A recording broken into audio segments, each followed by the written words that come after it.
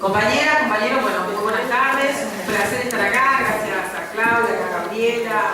Y más que nada agradecerles a ustedes. Decíamos recién que es llamativo cómo despierta interés estar hablando de economía, pero bueno, el recorrido que ustedes hicieron a lo largo de todos los encuentros, la verdad que fue sumamente rico, lo que me fueron contando acá las chicas.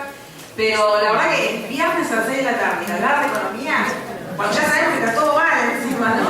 Pero bueno, es complicado.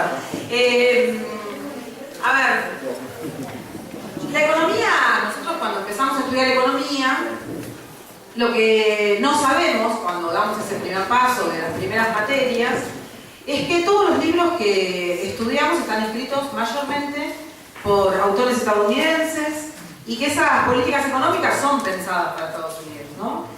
Y eso ya nos provoca una colonización mental desde cómo vamos a hacer la economía. Y eso claramente está en contra de lo que es la soberanía, básicamente. Todos nosotros sabemos, porque estamos en este movimiento, que es el peronismo, que la independencia económica es necesaria para tener la soberanía política. Y la soberanía política es necesaria para tener la independencia económica. Hemos discutido varias veces con algunos compañeros qué es lo que va primero. La verdad que no me queda tan claro, pero paralelo no lo podemos decir, así que bueno, vamos con las dos. Pero ya desde el momento que nosotros estudiamos la economía, todo con autores estadounidenses, la verdad que de alguna forma vamos relegando el concepto de independencia económica. La economía, según estos textos que uno empieza con esta lectura por ahí ya en primero o segundo año de la facultad, empiezan con definiciones. Y la primera definición que hacen estos economistas es que la economía es la ciencia de la escasez. Y como la economía es la ciencia de la escasez, empiezan a surgir todas estas definiciones que tienen que ver con los balances, ¿no? Que están muy de boga ahora, que es el déficit fiscal, por ejemplo. Pero la economía, según esta definición, el otro problema que tiene, o el otro argumento que acompaña a esta definición de ser la ciencia de la escasez, es que es la ciencia de la escasez en mercados autorregulados. ¿Esto qué quiere decir? Que la economía se maneja sola a través de una mano invisible. La mejor forma de decir mercados autorregulados, pero en realidad lo que está escondiendo detrás de esto es que hay una mano invisible, esa mano invisible que hace como muy conocido a Adam Smith, que es el padre de la economía, y a través de esta definición entera, la economía como la ciencia de la escasez en mercados autorregulados, lo que se hace básicamente es que el Estado no tenga participación, no pueda opinar, ¿no? Dentro de esta corriente de pensamiento hay muchas corrientes de pensamiento en la economía. Los economistas clásicos son Smith, Ricardo y Marx, y a partir de ellos tres empiezan a surgir muchas corrientes de pensamiento, pero la que domina el pensamiento económico en el mundo es lo que se llama la teoría neoclásica, que abona este concepto de que la economía se puede autorregular, que lo mejor que puede haber es que haya un Estado chico, y que efectivamente hay que manejar la escasez de los recursos. Recursos en materia financiera, pero también recursos en materia de recursos naturales, recursos humanos, etcétera, etcétera. Hay un límite, hay que administrarlo, y la mejor forma de administrarlo, según esta teoría, es que la haga el mercado. Como si el mercado no tuviese personas detrás que toman decisiones. Pero la economía o la regulan el mercado, que son personas que no les gusta que se conozcan sus caras, pero hay personas detrás del mercado, o la regula el Estado. Digo, no hay muchas alternativas. Esta posición tan dominante, hegemónica a nivel internacional, lo que hace efectivamente es que la economía haya como mutado hacia una definición que tiene que ver más con mirar variables macroeconómicas, variables muy de corto plazo. Antes los economistas, cuando nace Adam Smith, pero incluso antes, cuando la economía era una parte de la moral, de la ética, de la filosofía, lo que miraba era una cuestión mucho más holística y de más mediano y largo plazo. Lo que sucede con esta escuela neoclásica es que las cosas se empiezan a acortar. La otra vez, cuando fue, ¿se acuerdan? El primer martes negro que vino por el tema de las LEVAC, que tiene que haber sido hace 3 meses, aproximadamente 4 meses, esto que vence cada a 35 días, hablo con alguien en el banco y le digo, che, ¿cómo van a hacer si ahora pasa tal cosa, renuevan tanto, lo que sea, dentro de 3 semanas, qué es lo que van a hacer? Y me dice, vos Silvina, mirás el largo plazo. Mirás las horas, nada más. Y esto es lo que sucede. Y digo, acá estamos con unos compañeros que con Claudia habíamos también ido a San Luis, pero nos pasa, nosotros hacemos radio de 7 a 9 de la mañana y salimos de la radio, nos vamos a tomar un café y esperamos que sean las 10 para ver cuánto abre el dólar. Digo, y esto es lo que nos mete en la cabeza esta economía neoclásica. La economía se va deshumanizando de alguna forma y estamos todo el tiempo mirando variables de muy corto plazo. Y mirar las variables de corto plazo y mirar algunos nada más de los balances que tiene la economía, lo que nos hace hacer es, primero, perder de vista lo importante. Porque la economía es mucho más que la ciencia de la escasez. La verdad que hoy, siendo el Día del Economista, es muy pobre decir que la economía es la ciencia de la escasez. Para nosotros, los economistas que militamos en el campo nacional, popular, la economía más progresista, si se quiere, la economía es mucho más que eso y tiene como mínimo 2 objetivos. El primer objetivo es, y son 2 preguntas básicamente, que a veces parecen muy sencillas de responder, pero la verdad que son difíciles, que tienen que ver cómo hacemos para engrandecer la riqueza de un país y luego cómo se distribuye. Y saquen el luego si quieren, de vuelta a lo mismo. Uno no puede decirle a las 2 a la vez, porque los objetivos, la verdad que tienen que ir en paralelo. Estas 2 grandes preguntas son en general las que nos hacemos nosotros cuando planificamos hacia dónde tiene que ir un país. Es decir, cómo vamos a crecer, lo repito, cómo vamos a crecer, cómo vamos a engrandecer la riqueza y cómo se va a distribuir esa riqueza. Y por supuesto que entre una pregunta y las respuestas a esa pregunta hay vínculos con la otra pregunta. Pero cuando nosotros pensamos cómo vamos a hacer para engrandecer la riqueza, lo primero que analizamos es con qué sector económico vamos a hacer para engrandecer la riqueza. Y cuando pensamos cómo se va a hacer la distribución de la riqueza, lo primero que pensamos es en el trabajo, porque el trabajo no solamente dignifica porque logramos tener salarios que nos permiten cumplir con un mínimo de sustentabilidad de nuestra vida, sino que también el trabajo es parte de ese reconocimiento social, parte del reconocimiento en familia, es mirarse en un espejo y estar contento de salir y hacer el trabajo que uno está haciendo. Entonces, para nosotros, la forma de hacer distribución de la riqueza, lo más digno para nosotros, es pensando en los puestos de trabajo. Entonces, cuando tratamos de dar respuesta a estas 2 preguntas, lo que nos pasa es que, bueno, ¿a qué sector le vamos a poner mayor énfasis o a qué sectores le vamos a poner mayor énfasis para generar riqueza, teniendo en cuenta que lo que queremos es generar puestos de trabajo porque eso logra hacer la distribución del ingreso? Entonces analizamos cada uno de esos sectores y no estamos viendo si son más o menos eficientes en el mercado, que por supuesto tiene que modernizarse la estructura productiva desde ya, eso no cabe ninguna duda. Pero no estamos diciendo, bueno, este sector productivo, textiles, acá bueno, también está Nacho de textiles, hoy miraba una noticia en un Zócalo, uno de los bancos, que ponían, bueno, graves crisis del sector textil, que la verdad es cierto, no es uno de los sectores más castigados en este momento, y tan alegremente alguien en el gobierno dice, bueno, se tienen que reconvertir. Y la verdad que esa también es una palabra que nosotros no tenemos que repetir, porque es parecido a algo que sucedió cuando nosotros éramos gobierno en la provincia, que tuvimos 14, 15 días de paro, y muchos, que no eran de nuestro espacio, lo que decían es, bueno, convoquen a cualquiera para dar clases. Imagínate que digan eso, convoquen a cualquiera para dar clases. Digo, es como que cualquiera entonces, primero una subestimación absoluta del docente. Pero además, cualquiera puede dar clases, cualquiera puede ser médico, cualquiera puede ser chofer, digo, cuando hay paro de choferes, vamos todos y manejamos. Una irresponsabilidad muy grande, pero además una subestimación absoluta. Y con esto de la reconversión, y también pasó con Astilleros, Río Santiago, antes de ayer, cuando sale el ministro a decir, bueno, los metalmecánicos los vamos a reconvertir y van a hacer todo de construcción. ¿Y por qué el metalmecánico, si estudió para hacer eso, eligió hacer eso, ahora va a tener que estar en la construcción? Si no es lo que le gusta. Entonces, la reconversión, la verdad que no es una palabra que nosotros tenemos que erradicar de nuestro vocabulario. Nosotros no queremos en la reconversión, pero sí creemos en que la economía hay que conducirla.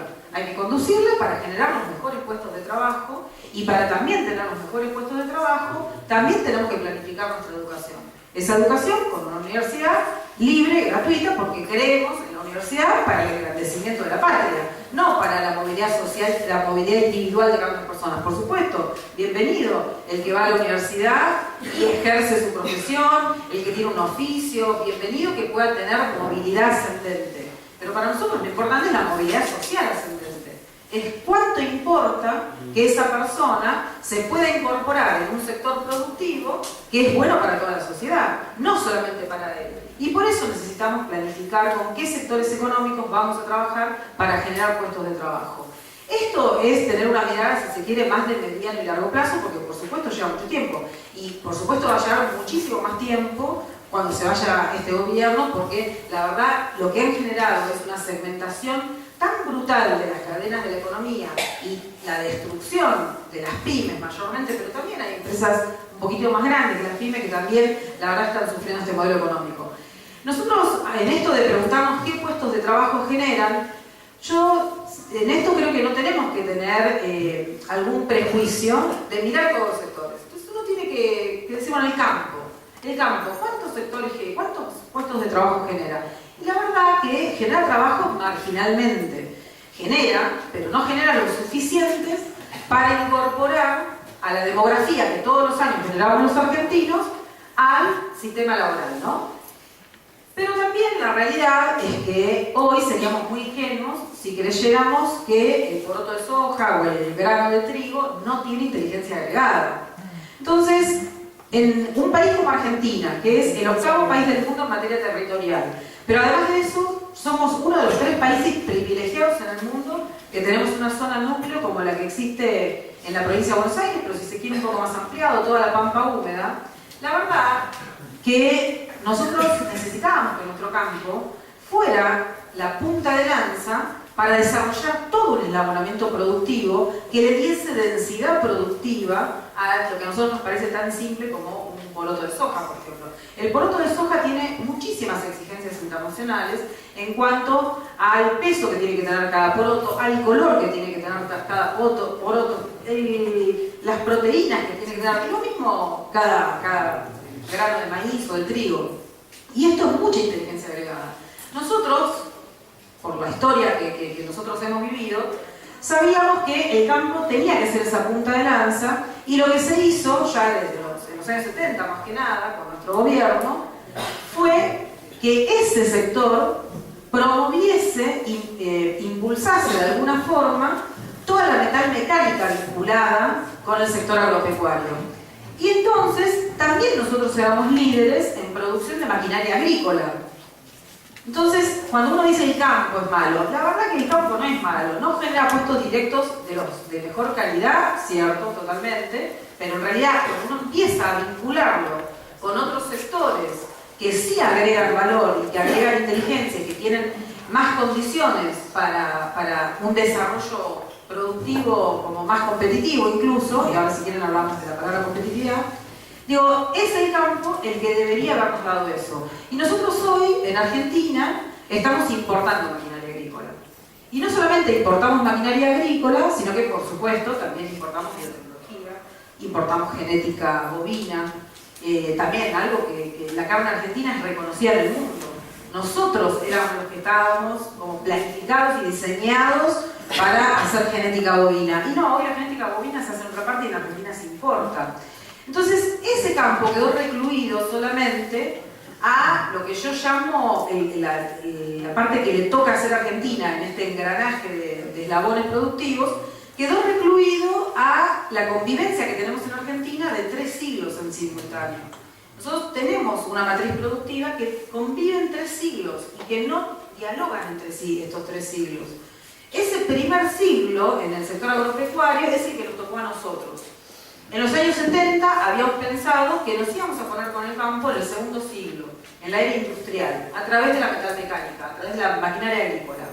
Y este siglo era el que a nosotros nos tocaba definir cómo agregábamos inteligencia a través de la biotecnología, la genética bovina.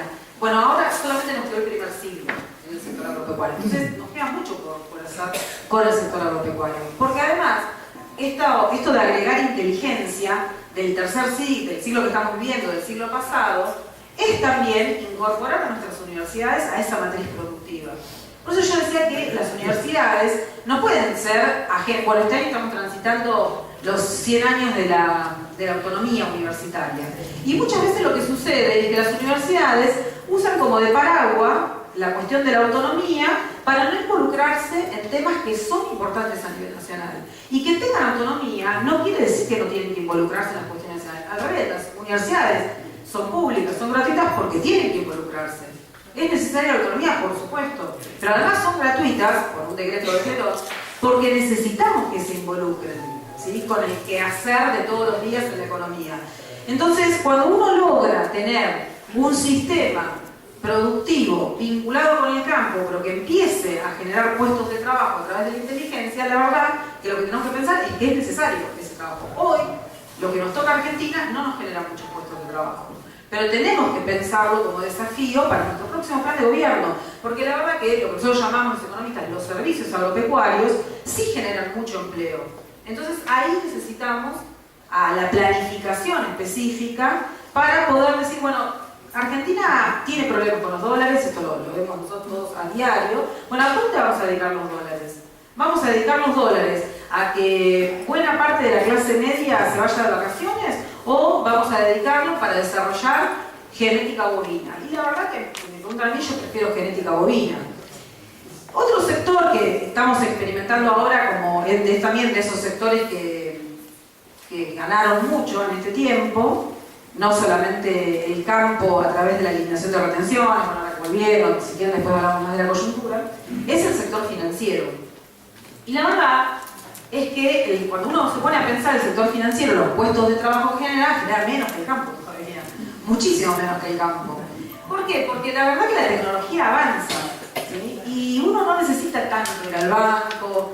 Y por otra parte, lo que tenemos que, creo que entender, es que hay una sociedad entre los sectores agropecuarios más concentrados, porque por supuesto hay pequeñas economías, pequeños productores, eso siempre queda como tratar de despegar del análisis, ¿no? Pero digo, ese sector agropecuario que tiene mucho excedente gracias a recursos naturales que nos pertenecen a todos los argentinos, no son solamente de ellos.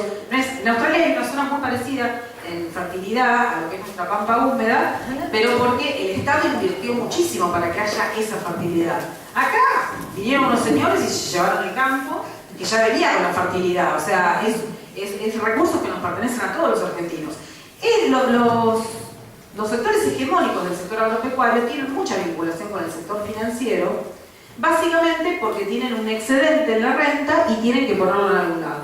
En Argentina, y en general en el mundo, no hay evidencia de que bajándole los impuestos a los sectores más concentrados de poder vayan a invertir. Porque en realidad, primero, uno invierte si alguien va a comprar, si no, uno no produce. Digo, los cierres que estamos viviendo hoy en día, de comercio, de industria, de fábrica, es básicamente porque no pueden vender, porque no hay consumo, porque no hay exportaciones, etc. Pero no porque alguien le bajó los impuestos. La verdad que cuando hay crisis, sí, en general empiezan a preocuparse y no se quieren pagar los impuestos. Digo, la palabra impuesto es imposición, o sea, a nadie le gusta pagar impuestos, es una imposición. Pero la realidad es que bajándole los impuestos, lo único que hace ese sector hegemónico del sector agropecuario es irse hacia el sector financiero. Y el sector financiero, digo, volviendo a esto de la cantidad de siglos, ahora lo amplío un poquito más, digo, vamos al 1500 si se quiere. En el 1500, cuando Inglaterra empieza con su revolución industrial, necesitaba muchos recursos. Y la forma de conseguir esos recursos era piratear, básicamente, ¿no? Era agarrar los barcos, producían, porque imagínense producir un barco, todo lo que implica, ¿no? La madera, yo no tengo nada de buques, digo, los remos, eso no salía. Los remos, supongo que también cañones llevan adentro, las velas, digo, tiene que haber, no sé cómo se puede medir eso y si hay algo escrito, pero digo, debe haber mucho valor incorporado, mucho trabajo incorporado en hacer un barco, por ejemplo. Ahora, ese barco tardaba meses, años en llegar a Latinoamérica y también era muy trabajoso esclavizar a todo un pueblo aborigen y obligarlo a que fuesen a las minas a extraer oro y plata y que después ese oro y esa plata volviese a Inglaterra, a España, a Francia, lo que fuese, para seguir alimentando y financiando lo que fue la revolución industrial. Después de eso, la forma, y era una extracción de riqueza, ¿no? bueno, por ahí no sé, no es necesario decirlo, pero fue una extracción de riqueza que hoy por hoy no está medida absolutamente. Digo, todos leímos las venas abiertas de América Latina, digo, pero la verdad que no hay forma de medir la cantidad de riqueza y en cuánto participó Latinoamérica en esa revolución industrial. Pero bueno, pasan los siglos y la forma más fácil de extraer riqueza, obviamente, ya quedaba mal esclavizar. Entonces lo que hacen las grandes empresas es lo que nosotros los economistas decimos deslocalización. La deslocalización es que Adidas, Ford, lo que fuese, se van a otros países donde la esclavitud también está mal vista, pero no está mal visto que se paguen trabajos esclavos. Entonces lo que hacen es, como la Mercedes-Benz, lo que sea, las marcas más costosas que ustedes conocen, fabrican en los países con salarios muy bajos y venden esos productos en sus países de origen a salarios súper altos. Esa diferencia es la forma de extraer riqueza. Entonces lo que parecía muy bueno, porque también nos colonizan la cabeza con eso. Qué bueno, hay deslocalización, qué bueno en México, está lleno de esto es una maquila, ¿no? Eso uno tiene que ser consciente. Y la maquila implica que hay una nueva extracción de riqueza. Y la verdad que ahora se está dando un proceso de relocalización. Las empresas están volviendo a sus países de origen. ¿Y cuál es la forma de extracción de riqueza? La tasa de interés. Hoy yo leí una nota en ámbito financiero que explicaba por qué el dólar había bajado entre ayer y hoy. Y lo que decía es, no lo dice así, pero básicamente volvió el carry trade a Argentina. El carry trade es esto de la bicicleta financiera que alguien en este momento puede estar sentado mirando la televisión en Londres, en Singapur, en Nueva York, en París, en Madrid, donde más le guste, aprieta un botoncito, vienen dólares al Banco Central, del Banco Central se convierten a pesos, a un dólar de 40, vamos para redondear, ¿no? A 40.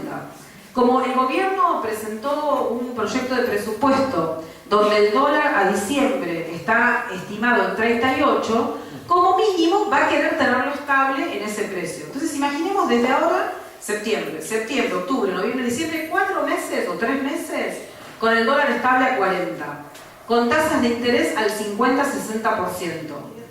Entonces, vienen los dólares al Banco Central, se quedan en el Banco Central, se van a estas letras que emite ahora el gobierno, antes eran las LEBAC, que emitía el mismo el Banco Central, pero se van a las letras que emite el Tesoro de la Nación al 50%, a un plazo de 90 días, pues ya no son tan cortos los plazos ahora. Pero bueno, en 90 días, el dólar va a seguir estando a 40, obtuvieron una ganancia del 50% en pesos. Como el dólar sigue estando a 40, obviamente con más pesos se consiguen más dólares. Y en 90 días se llevaron una riqueza impresionante. Y en esto, digo, todos tenemos que pensar, en definitiva, ¿quién generó la diferencia para que esta gente se pueda llevar esa tasa de interés? Y en esta gente, digo, incluyo a extranjeros que viven de hacer negocios, pero argentinos que son apátridas, ¿no? Porque también sucede esto. Los grandes fondos de inversión tienen muchos argentinos. De hecho, hay en el gobierno algunos que han tenido fondos de inversión, hasta siendo parte todavía de los primeros meses de gestión de administración de este gobierno. Entonces, ¿quién genera esa diferencia? Y la generan los trabajadores. Cuando nosotros tenemos que la paritaria, supongamos que este año va a tener un promedio, seamos generosos, de 30%, porque no, pero digo, tratando de ser generosos, 30%, hay algunos gremios que la verdad que consiguieron un poquitito mejor, pero hay otros que siguen estando al 15%. Pero bueno, supongamos que en promedio toda la población argentina, sin importar a qué gremio pertenece, recibe un 30% de paritaria. Vamos a tener una inflación del 50% y tenemos una tasa de interés del 60%. O sea, evidentemente hay una transferencia de recursos desde los trabajadores hacia esos sectores que son los más concentrados de poder. Entonces, es muy simple ver que hay una transferencia, y básicamente esa transferencia es desde la clase media, porque es desde las clases trabajadoras, y no solamente con la tasa de interés se pasa una transferencia. Cuando uno aumenta las tarifas de los servicios públicos, de transporte o de la energía, del gas, y saca ese subsidio que antes lo pagaba el Estado, y ahora con ese subsidio lo que se hace es garantizar la ganancia empresaria. En esto de garantizar la ganancia empresaria, de vuelta volvemos a lo primero que decíamos, ¿no? El Estado mínimo. El Estado tiene que estar para simplemente velar por la seguridad de la propiedad privada. es lo que dice la teoría neoclásica. El resto se acomoda solo. Y en esto de acomodarse solo, básicamente lo que sucede es que hay transferencia de recursos. Porque no es ajuste. Digo, obviamente que la clase media está siendo ajustada, pero no es un modelo de ajuste, es un modelo de transferencia, en donde hay clases que son ajustadas, pero es un modelo de transferencia. Acá los últimos datos que muestra el INDEC, pero si uno quiere ir a una serie más larga y ve los datos de la UCA, por ejemplo, de la Universidad Católica Argentina, lo que puede observar es que efectivamente el 10% de la población de Argentina, el 10% más rico de la población argentina, en estos 2 años y medio de gestión, aumentó su participación en el recurso que se genera todos los años, en el Producto Bruto que generamos todos los años argentinos. Y hablando de Producto Bruto, y por ahí termino ya acá, si te parece, no, yo no. Hablando del Producto Bruto, tenemos que también, creo yo, saber que cuando el Producto Bruto crece, puede haber distribución del ingreso, positiva o negativa. Lo que sucede es que, como el Producto Bruto está creciendo, por ahí uno no nota que hay una distribución regresiva del ingreso, porque es más suave, es más tolerable, si se quiere.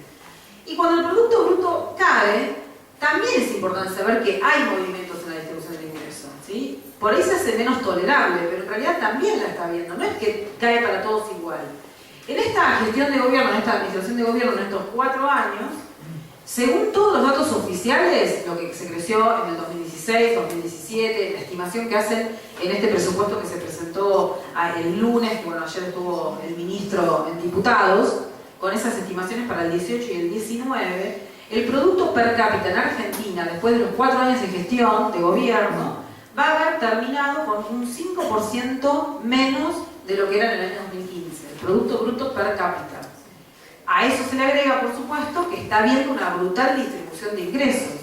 Entonces, eso es básicamente lo que nosotros vemos en la desesperanza que tienen las personas cuando uno está en la calle, la violencia, el mal humor, porque, digo, hay mucho malestar en la calle, mucho malestar. Hay como una pequeña chispa y salta todo, es terrible. Yo creo que esto no es para suicidarnos, estamos en el subsuelo, así que no nos vamos a tirar por el balcón, pero digo, no es para desalentarnos. Yo creo que sí tenemos que saber cuáles son las diferencias entre un modelo económico y otro, y por qué un modelo que esté en el campo nacional y popular va a proteger a la industria y va a fomentar los sectores de inteligencia agregada vinculados con el sector agropecuario, ¿sí? Porque yo siempre digo, nosotros siempre tuvimos pretensiones industrialistas, pero no por pretenciosos de capricho nada más, sino porque ahí es donde se generan los puestos de trabajo de calidad y los puestos de trabajo más estables. Entonces, por eso queremos a la industria.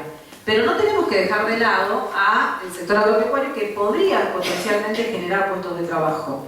Entonces, en esta debacle que estamos viviendo hoy en día, sí tenemos, creo yo, que tener la esperanza en algo que decía Gabriela hace un ratito. Vamos a volver y vamos a poder hacer un plan económico que nos ponga de vuelta en una autopista del desarrollo si todos difundimos entre todos nosotros cuál es la economía que queremos. Porque también yo creo que eso, y yo siempre digo que hago una autocrítica muy personal. Yo iba al ministerio de 9 de la mañana a 9 de la noche todos los días, y a veces más que eso.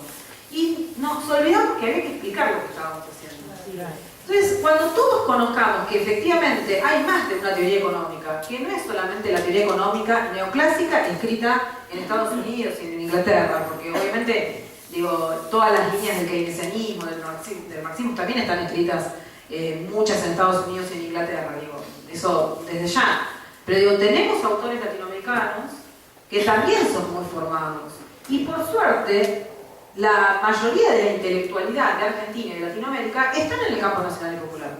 Porque además en general somos mucho más estudiosos. Entonces tenemos que tener esperanza. Porque ellos no necesitan estudiar. Ellos nacen con contactos. Ellos no necesitan estudiar. Ellos...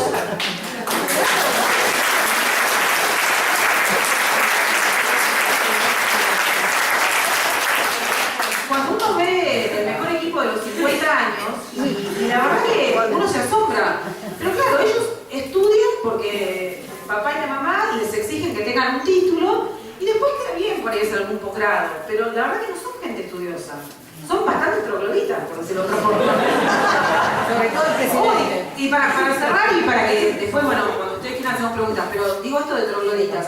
Hoy es impensado en el mundo que se logre competitividad, esta palabra que yo sé en algún momento, que se logre competitividad bajando salarios.